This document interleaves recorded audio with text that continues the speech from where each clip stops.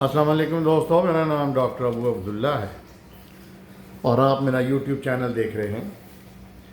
ہم نے نیا سلسلہ شروع کیا ہے کہ کریشن آف پاکستان، اور اس میں ہم نے 2 لیکچر کر لیے ہیں۔ ایک لیکچر تو پہلا جو تھا وہ ایک خلاصہ تھا کہ پاکستان جو ہندوستان سے نکلا یا آزاد ہوا، اس میں کیا مختصراً ہم نے احوال دیا، انٹروڈکٹری تعارفی لیکچر۔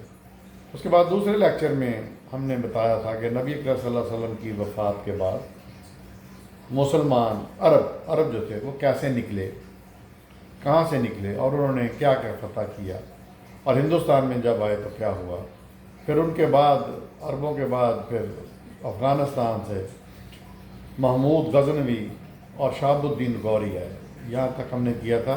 اچھا، یہ لوگ اعتراض کرتے ہیں محمود غزنوی کے کہ وہ لٹیرا تھا، وہ آتا تھا، حملے کرتا تھا اور مندروں کو لوٹ کے لے جاتا تھا۔ اس میں دوستوں بڑی کلیئر سی بات میں بتا دوں کہ جو کافروں پہ حملے کرتے ہیں جہاد کی روح سے یا ادروائز، اس میں ایک تو مقصد یہ ہوتا ہے کہ اللہ کا دین جو ہے وہ پھیلایا جائے، اور دوسرا یہ جو ان پہ ہے نا کہ لٹیرا لوٹنا۔ مندروں میں، ہندوستان میں جو مندر ہیں ان میں اس قدر سونا ہوتا ہے کہ آپ لوگ تصور نہیں کر سکتے۔ تو جو لوگ ہیں، جو جاہل لوگ ہیں، ہندو لوگ ہیں، وہ ان مندروں میں سونے کے چڑھاوے چڑھاتے ہیں۔ اچھا، اب یہ سونے پجاریوں کے پاس ہوتا ہے، اس کا کوئی استعمال تو ہوتا نہیں۔ یہ ہمارے بھی ملک میں، ہمارے بھی مذہب میں یہ جو مقبروں پہ، مزاروں پہ چڑھاوے چڑھائے جاتے ہیں، یہ اسی میں سے یہ رسم نکلی ہوئی ہے۔ تو اب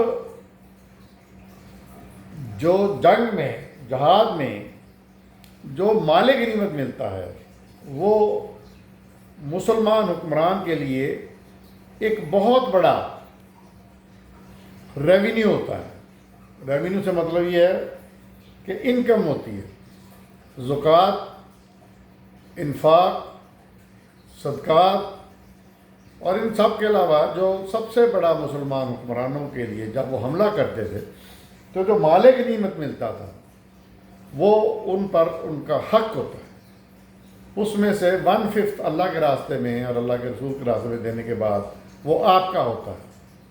تو یہ ذہن میں رکھیں کہ یہ جو لفظ بولتے ہیں نا کہ لوٹنا، یہ لوٹنا نہیں ہوتا، یہ اس پر ان کا حق ہے۔ کیونکہ ویسے بھی ظالم لوگ جو ہیں، چاہے وہ مذہبی لوگ ہوں، چاہے وہ حکمران ہوں کافروں کے، وہ جو مال و زر، جواہرات، سونا چاندی اکٹھا کرتے ہیں، وہ کسی کام کا نہیں ہوتا، اور پبلک کے کام کا نہیں ہوتا، عوام الناس کے کام کا نہیں ہوتا۔ وہ ان کے اپنے انہوں نے ڈھیر لگائے ہوتے ہیں اور اپنے استعمال کے لیے ہوتے ہیں۔ یہ پجاریوں کے پاس سونا ہوتا ہے، وہ جو اس کا مرضی کرے۔ تو یہ مال غنیمت میں آتا ہے، اور مال غنیمت سب سے بڑا ریونیو ہوتا ہے ایک اسلامی حکمران کا۔ غوری تک ہم نے کی تھی، ہم اب آگے چلتے ہیں۔ ہم نے پچھلے لیکچر میں بتایا تھا کہ شہاب الدین غوری نے قطب الدین ایبک جو کہ خاندان غلامہ میں سے تھا، اس کو دلی کا حکمران بنا دیا۔ تو آج ہم شروع کریں گے دلی کا خاندان غلامہ۔ یہ 1206 سے 1288 تک یہ ان کا غلامانہ جو دور تھا خاندان غلامہ کا، وہ رہا۔ یہ خود تو بادشاہ نہیں تھے، خود تو ایسے نہیں تھے جو کہ بہترین نسل تھے، یہ غلام تھے۔ اور ہمیں بتایا جاتا ہے کہ اسلام میں غلاموں کا اور کنیزوں کا ایک مقام ہے۔ تو ان لوگوں کو، غلاموں کو، انہوں نے حکومتیں بھی کی ہیں۔ ٹھیک، تو یہ جو تھا قطب الدین ایبک، یہ 1206 سے 1210 تک حکمران رہا ہندوستان میں۔ یہ پہلا مسلمان بادشاہ تھا ریگولر۔ دہلی اور گردنواہ میں ایک مستحکم حکومت قائم ہو گئی۔ 1210 میں قطب الدین کی موت پر اس کا بیٹا تخت دہلی پر بیٹھا، لیکن ایک ہی سال کے بعد اس کے بہنوئی شمس الدین التمش نے اس کا تختہ الٹ کر خود حکومت سنبھال لی۔ اب یہ قطب الدین کا جو تھا اس کے بیٹے کا بہنوئی وہ شمس الدین التمش آ گئے۔ شمس الدین التمش نے 25 سال حکومت کی، 1211 سے 1236 تک۔ چنگیز خان کی قیادت میں توران سے آنے والے منگولوں کے بہت بڑے لشکر نے خوارزم پر حملہ کیا۔ خوارزم کے حکمران کے بیٹے جلال الدین خوارزم نے بہادری سے اس کا مقابلہ کیا، لیکن چنگیز خان نے اسے دریائے سندھ کی طرف دھکیل دیا۔ منگولوں کے ڈر سے کوئی بھی حکمران جلال الدین خوارزم کی مدد کے لیے تیار نہ ہوا، تو جلال الدین نے ککاروں کا ایک جتھا لیا اور چنگیز خان نے منگولوں کی ایک بڑی فوج نذیر الدین کے علاقے سندھ اور ملتان میں بھیجی، جس نے یہ تمام علاقہ تخت و تاراج کر دیا۔ جب منگول دریائے سندھ کے اس پار سے واپس چلے گئے تو شمس الدین التمش نے موقع غنیمت جانا اور حملہ کر کے یہ علاقہ اپنی سلطنت میں شامل کر لیا۔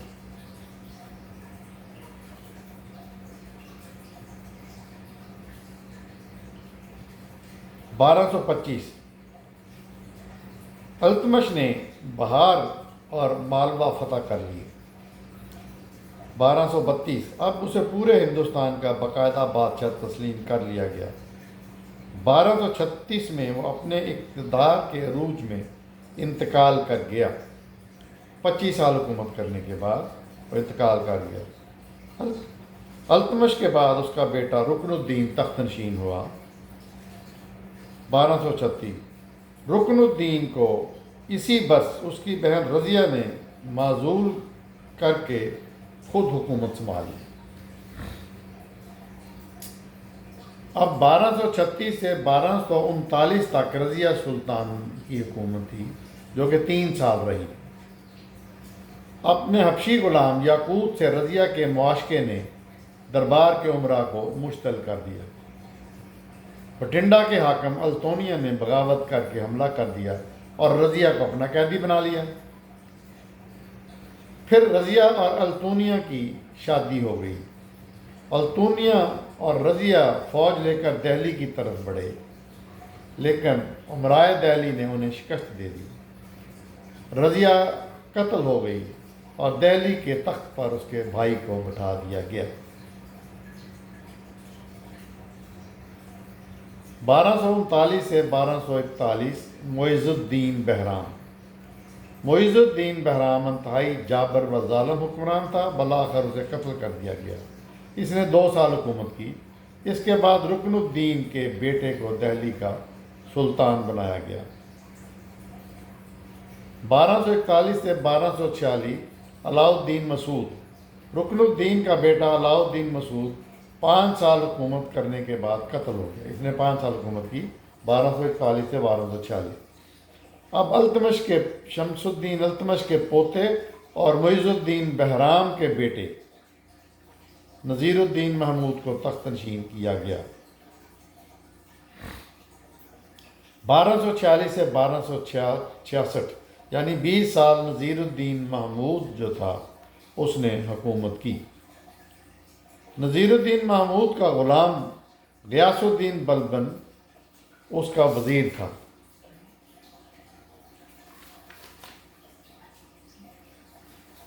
غیاث الدین بلبن نذیر الدین محمود کا غلام تھا۔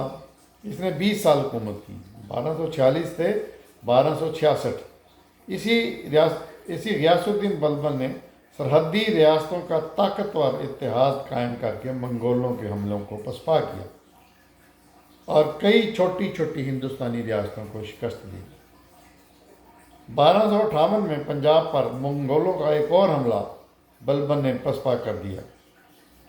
1266 شاہ نذیر الدین محمود کی کوئی اولاد نہیں تھی اور وہ فوت ہو گیا اور تخت اس کے وزیر بلبن کے حوالے کر دیا گیا جو کہ غلام تھا۔ غیاث الدین بلبن نے 20 سال حکومت کی، 1266 سے 1286 تک۔ اس کا دربار ہندوستان بھر میں اکلوتا مسلمان دربار تھا۔ 1279 میں بلبن کو بنگال میں شکست کو دبانے کے لیے دہلی سے نکلنا پڑا اور اس کی غیر حاضری میں دہلی کے گورنر تغرل نے بغاوت کر دی اور خود کو شہر کا خود مختار حاکم تسلیم کر لیا۔ بلبن نے واپس آ کر اس کو شکست دی اور تغرل اور اس کے 1 لاکھ کے قریب قیدی بنائے جانے والے سپاہیوں کو قتل کر دیا۔ 1286 بلبن کا انتقال ہو گیا۔ اس کا جانشین دوسرے بیٹے سے جو قلب الدین بلبن کا پوتا تھا وہ بنایا گیا۔ اس کا پہلا بیٹا انتقال کر چکا تھا مگر دوسرا بیٹا بغرا خان محمود زندہ تھا، لیکن اقتدار اس کے پوتے کیقوباد کو دیا گیا۔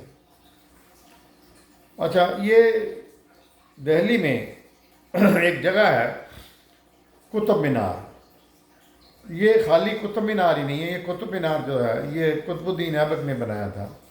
یہ اس نے تو 1-2 کہتے ہیں منزلیں بنائی تھی، لیکن بعد میں آنے والے دوسرے التمش نے بلبن نے اس میں ایڈیشن کی اور وہ بڑا ہو گیا۔ یہ اس وقت سب سے بڑا اور سب سے اونچا ہندوستان میں عمارت تھی جو قطب الدین ایبک کا مینار تھا، قطب مینار جس کو کہتے ہیں۔ اچھا، یہ خالی مینار ہی جگہ نہیں ہے، اس کے ارد گرد کافی مقبرے ہیں، قبریں ہیں۔ میں جب ہندوستان میں گیا تو پھر مجھے وہاں پہ جانے کا اتفاق ہوا اور میں نے التمش کے اور بلبن کے، غیاث الدین بلبن کے، ان کے جو تھے حکمران جو کہ وہاں پہ دفن ہیں، وہیں دفن ہیں دہلی کے اس ایریے میں، تو میں ان کی قبروں پہ بھی گیا اور میں نے ان کی قبروں پہ دعائے مغفرت کی۔ اور یہ سارا علاقہ جو ہے ایک ہی ہے، یعنی قریب اس میں مسجدیں بھی تھیں، بلکہ وہ مسجد جو تھی اس میں ایک صاحب جو تھے وہ جھاڑو لگا رہے تھے، اندر صفائی کر رہے تھے، تو میں نے پوچھا یہاں نماز ہوتی ہے؟ تو کہتا کہ جی ہاں، جب نمازی کچھ اکٹھے ہو جائیں تو نماز ہو جاتی ہے۔ تو یہ ایک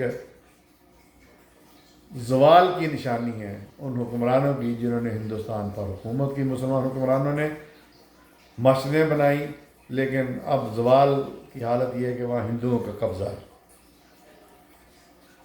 ہم کہہ رہے تھے کہ غیاث الدین بلبن جب 1286 میں فوت ہو گیا تو اس کا پوتا جو تھا کیقوباد وہ حکمران بنا۔ اس نے 2 سال حکومت کی، 1286 سے 1288 تک۔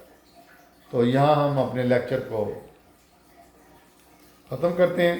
دیکھتے رہیے میرا چینل ڈاکٹر ابو عبداللہ۔